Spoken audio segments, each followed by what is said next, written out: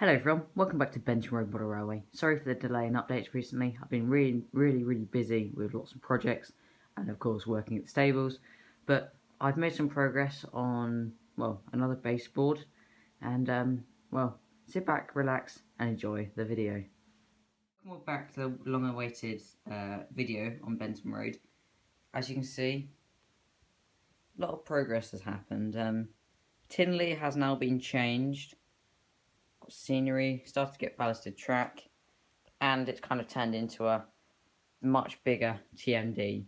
Now this is going to go in the shed once it is built, and it's going to be divided into three levels. This is going to be my top scenic level. Then I'm going to have from there to these legs just here another level, kind of like an under layout storage system, and under here. And the next layer down, I'm going to have shelves to put boxes on. Now, as you can see, as I was saying earlier, I have made this kind of tall, kind of not tall hill.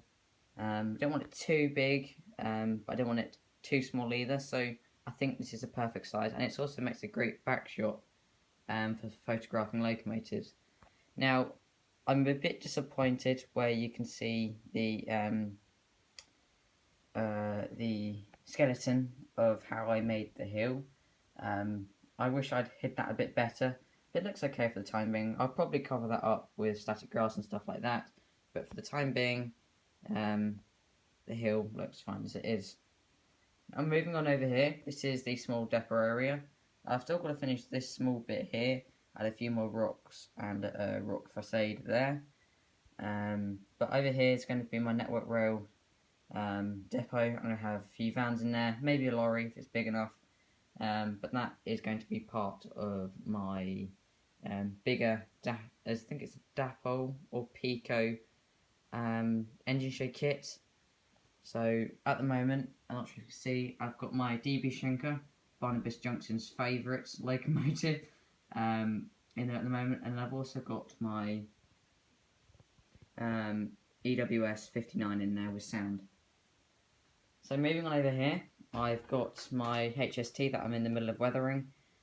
This is my 67. This is now sound fitted, so I'm really pleased with that. I've also got this Shark snowplow to go with it, which my dad kind of bought me as a Christmas present. This is a very beautiful model, and it runs really nicely with this EWS 67. I've got a few coaches here that I just slapped on the side. I can fit three and a bit Mark 3s in these two sidings here, but if it's just standard coaches like these are, the teaks, then I can fit up to 4 teaks per siding. So this will be kind of like above ground storage, so where you can see the coaches that I'm running at the moment. And here, these sidings here, and then in here will be all related to diesels and permanent way engineering wagons and such vehicles. Now you can also see that with this HST I am in the middle of respraying it. I wanted kind of something a bit different than what the original HST was. This is the old 1980 casting from Hornby. The colour scheme on it wasn't the best.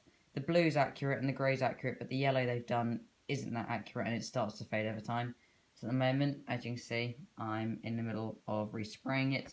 I've had to sand away here because there's quite a few blemishes in it, but apart from that, it's starting to come along quite nicely. I will at some point replace the front lighting and grille and probably use epoxy resin to infill that, and then I'll just put some masking tape on there to mask off the lights and paint around that. Towards the pack, we've got a smaller depot. at the moment I've got this custom Scania that I made. This is a Scania R480. It's a 6x4 variant, heavy haulage unit. I still need to put stacks on the end of it, just behind the cab, because it doesn't look as beastly as what I wanted it to. But once they're on, and then I've got a bull bar on, then this will look the real deal. I've also got a high ab here, which may go onto the lorry. I'm not sure yet, but at the moment I'm considering changing it out for the high ab, which is down here on my other Scania, which I've been making. So that will go rather nicely on here somewhere.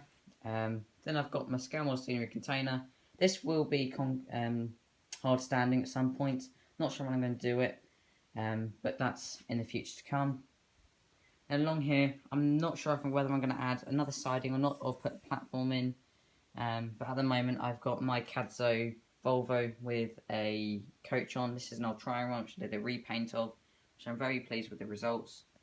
And then down here, I've got a JCB, just with a pallet on.